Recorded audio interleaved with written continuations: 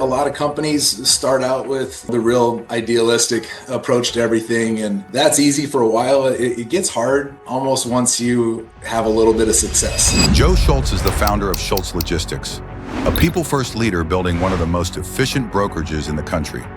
His approach to culture, clarity, and scale is changing the industry. We're there, now we can do whatever we want, and they really lose track of that and focus way too much on profitability and margins and all the different stuff you can look at. For us, we want to maintain our culture, stay who we are, and that ends up resulting a successful financial future, not the other way around.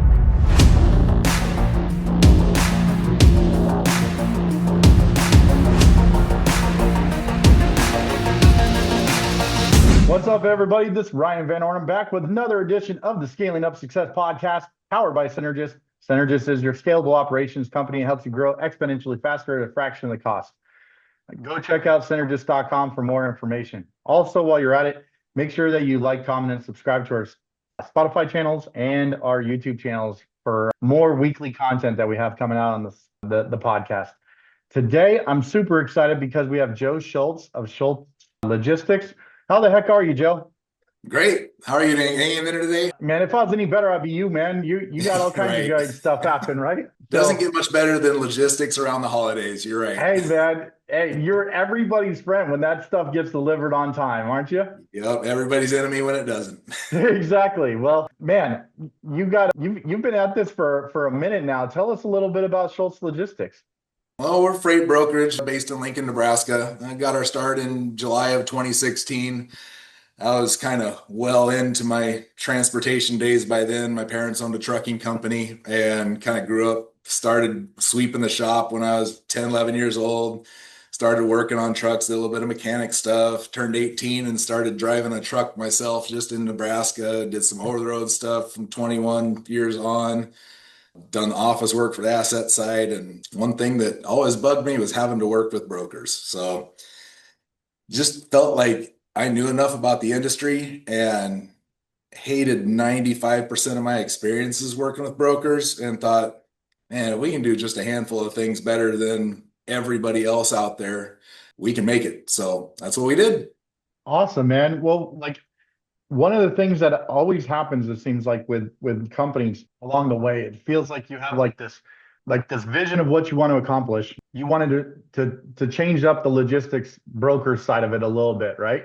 Has it evolved a little bit in the last 9 years? Yeah, I mean, it has to. If you grow, it's hard to start out with me and Robbie started. He was my first employee, and it's hard to keep it exactly the same. And right. So we've definitely changed. And, we started out, I've had that question asked before. It's like, well, what did you envision? What did you want to be or want to stand for, or, do as a brokerage? I was like, well, that list was pretty short, but I had a long list of what we didn't want to be. So we kind of set out down a path of, more of a focus on fairness, transparency, building long-term relationships, getting away from the transactional, hey, how much can we make off of you today sort of model that kind of became freight brokerage in the U.S. somehow over the years. Right.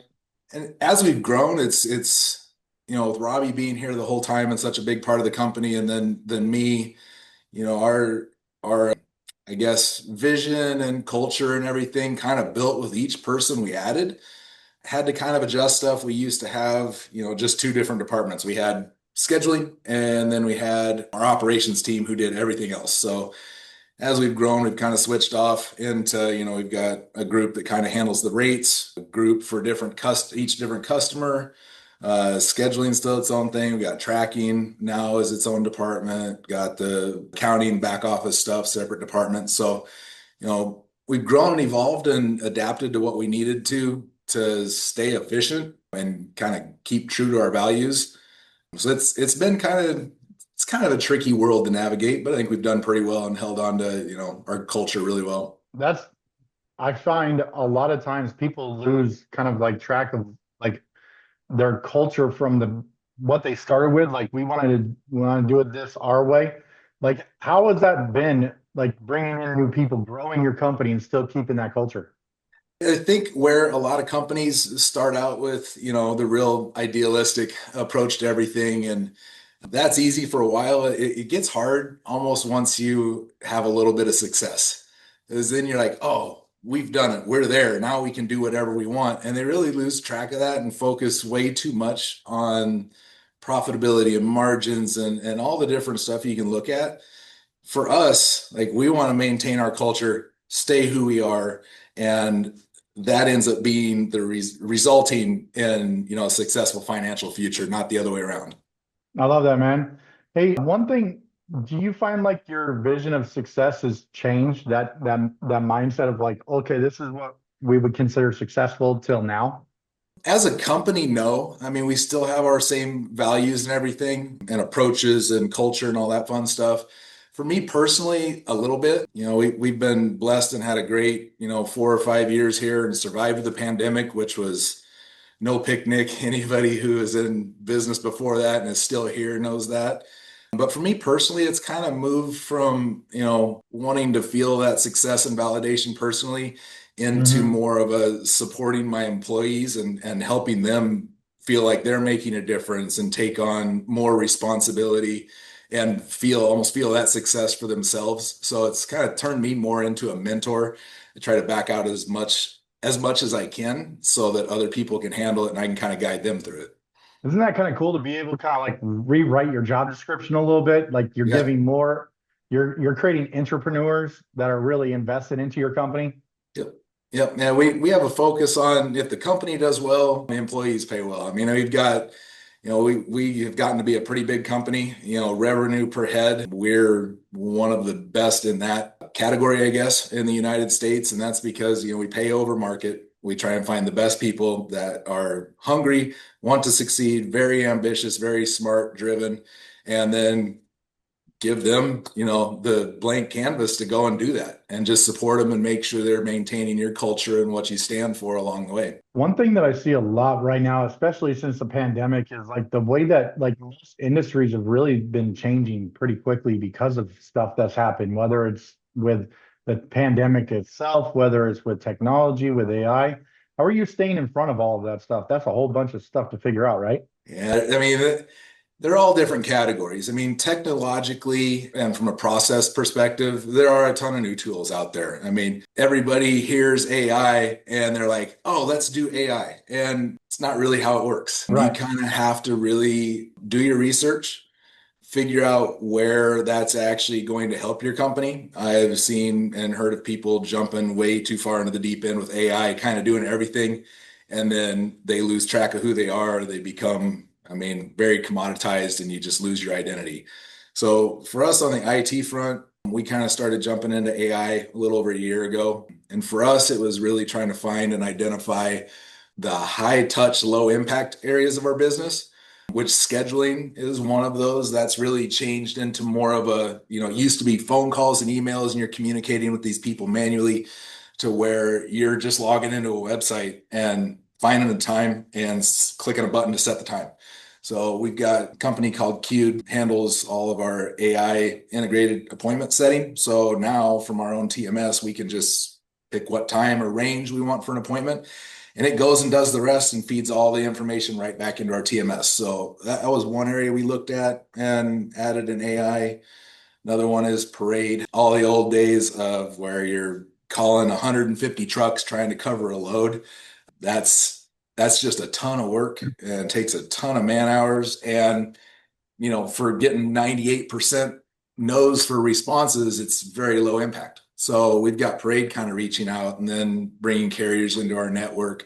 And then once we've worked with them a few times and determined that they're kind of somebody we want to work with, then you kind of can start reaching out, building that relationship. So they help with that. We've got another one that's Triumph Pay now, kind of keeps track and does some AI analytics of our rates and what's going on. And then for tracking, just keeping track of a truck and notifying us when something else is going wrong, we use Chain, company named Chain that kind of keeps track of trucks, send out some automated text messages and kind of feeds times into our system that way. So we're kind of at where we want to be with technology. So I'm kind of a jump in and do it all at once kind of guy instead of, well, let's do this one thing and then wait 6 months, like rip the Band-Aid off, jump in head first and figure it out.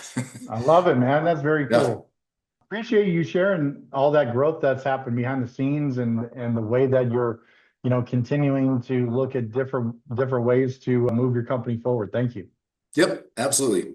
One of the things that we do on our on our podcast here is we try to get to know the CEO, the founders on a personal level. Are you good with a little rapid fire personal questions? Let's do it. All right, man. Very cool. All right. Do you have like a favorite book that you're reading right now? My favorite book, and this has absolutely nothing to do with my industry, but a brief history of time by Stephen Hawking is probably the favorite book I've ever read. Awesome, man. Very cool. Do you have like a bucket list travel spot you want to go to? Yep, Bora Bora, Fiji. Those little huts on the water seem pretty cool. So, That is a dope spot to go. I would love yeah, to do that too. Very cool, man. Is there like one thing that you can't live without during your workday? computer. Computer? Yeah, Like I don't know. computer, cell phone, coffee. Yeah, I drink coffee, but it's only at work. And if I don't have any, I'm fine. So it's more of just if I do it, I do it. If I don't, I don't. So yeah, I'm a very habit and routine driven person. So that's kind of odd. Maybe my breakfast that I make, a toast, an egg, and a piece of cheese every morning. So I guess maybe that too. There you go, man. You touched on this briefly, but what was the first job you ever had?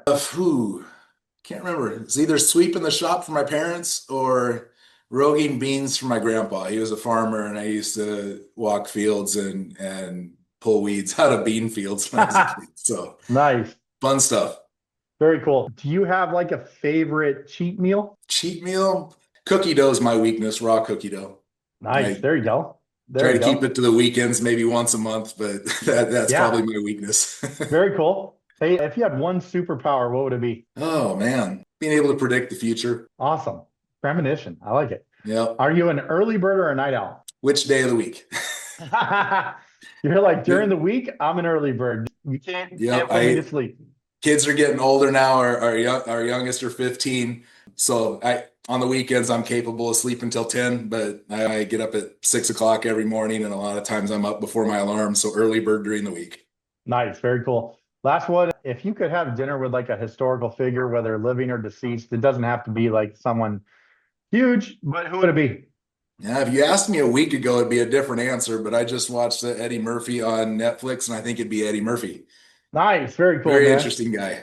Yeah, dude, you crushed that, dude. Way to go on the rapid fire section, man. First thing that comes to mind, that's the point, right? I love it, man. Very cool.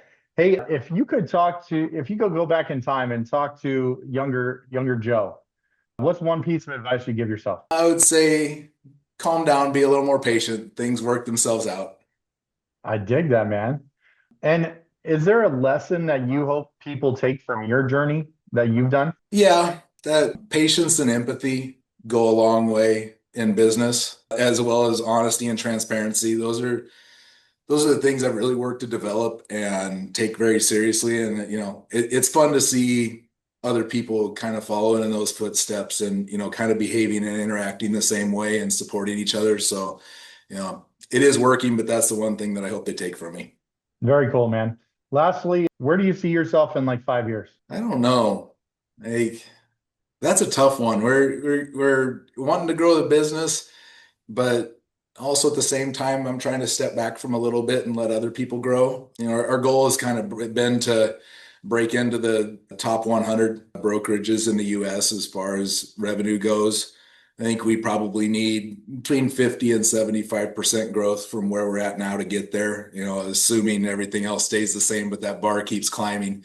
So I'd like to hope that we can make it there in the next 10 years, I guess, would kind of be my goal, I guess. Awesome, man. Man, this has been a really engaging conversation. If people are interested in your services, how can they get a hold of you? Yep, you can find me on LinkedIn. It's Joe Schultz, Schulz. Schultz Logistics is also out there. Our website is pretty simple, www.schultzlogistics.com. That's probably the simplest way. Phone number is 531-289-1951. They want to call and chat for any reason, I'm here. Those are the ways. Very cool, man. We'll have all the stuff in the description and the comments below. Joe Schultz, it's been a pleasure having you on today. Thank you so much for jumping on the Scaling Up Success podcast today. Yep. Thank you for having me. It was fun. Absolutely. Ryan Van Ornum signing off for the Scaling Up Success podcast. Make sure you go check out synergist.com, our sponsor today, and make sure you like, comment, and subscribe in the Spotify and the YouTube channels. Thank you so much. And until the next time, stay blessed, everyone. Take care.